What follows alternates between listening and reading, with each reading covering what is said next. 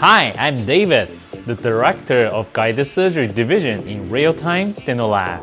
When we treat the patient with O-Lung Max, there's a lot of time we have to consider a very important topic, that is bone reduction. There are majority 3 reasons why we need to do bone reduction.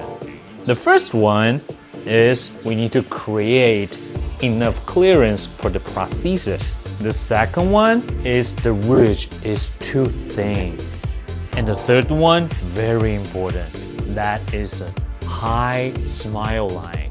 This high. So if you're interested in this topic, in the upcoming webinar, I will show you the why and where and how to do bone reduction in RealGUIDE, utilizing stackable surgical guides. So click the link to save your spot, and I'll see you in the webinar.